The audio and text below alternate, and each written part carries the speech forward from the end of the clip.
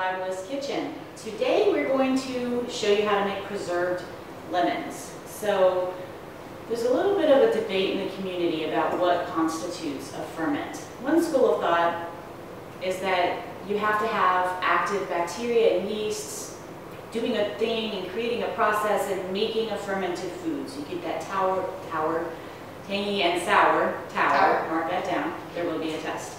So you get that sour, tangy, fermented flavor that we kind of associate with all of our lovely home ferments.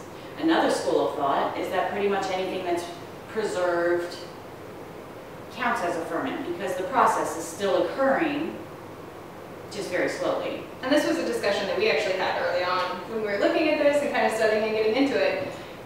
What actually counts as a ferment? So some think that active ferments like sauerkraut, kimchi, and kombucha.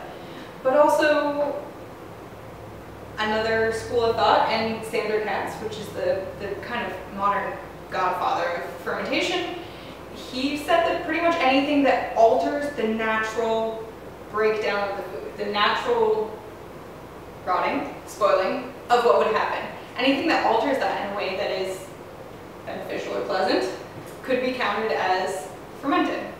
So we just want to throw in some different versions of this. So preserved lemons are something you might find in like Morocco or the Middle East, those parts of the world. It's just a good way to save the lemons for later use, and they're delicious. They make a really fun alternative flavor. And so all it is lemons and salt. So you put a healthy dose of salt. And the point of the salt, of course, is changing the pH. Like everything is a mold inhibitor. That's why we use it in our lacto ferments. But also, in this case, it's going to remove moisture. And that also serves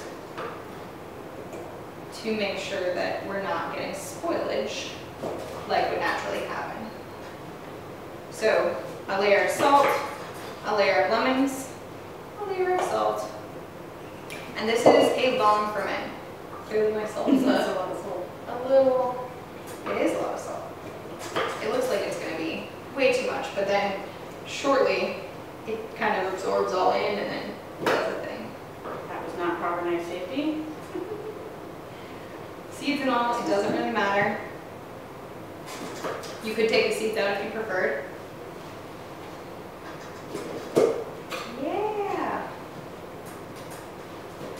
And these get layered. This will also be really, really beautiful on the shelf once it gets going.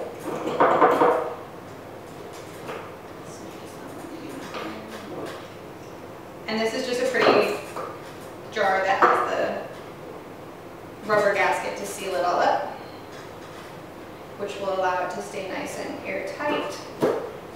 And this can sit on the shelf for months and months and months and months. That's probably good. I think that's all we're going to get in here. And so ideally you don't want them really overlapped.